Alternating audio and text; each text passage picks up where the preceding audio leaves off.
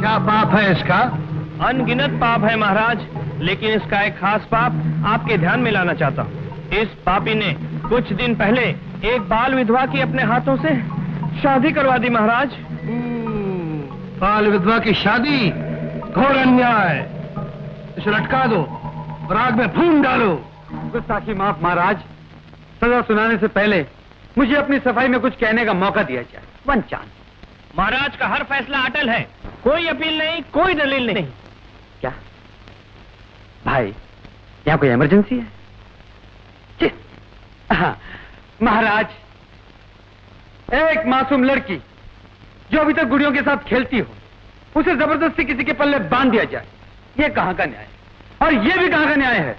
वो मासूम लड़की जवान होने से पहले विधवा हो जाए, अपने अरमानों की आग में जलती रहे। ऐसी अबला को अगर मैंने खुशी के कुछ पल दिला दिए तो आप इसे अन्याय कहेंगे? जमुंडा! मानता हूं, बाल विधवा की शादी आपके धर्मशास्त्र के विरुद्ध है, मगर यह भी कहां का धर्म है?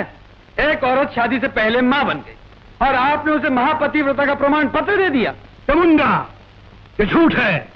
हमने कभी कोई गलत काम नहीं किया। हाँ, गलती तो बेचारी रानी कुंती की थी। करण को जन्म देने के बाद चुपचाप उसकी शादी राजा पांडु से करा दी थी। लोगों ने तो यहां तक सुना है धर्मराज के जन्म में आप भी कारण हैं।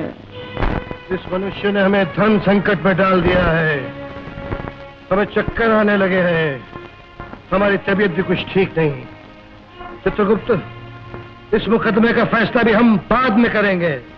महाराज, अगर आप हर मुकदमे को इसी तरह टालते रहे तो फिर करोड़ों मुकदमों का फैसला कैसे होगा, कब होगा? ये देखना तुम्हारा काम नहीं, हमारा काम है।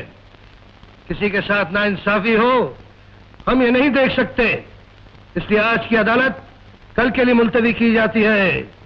जमुंडा!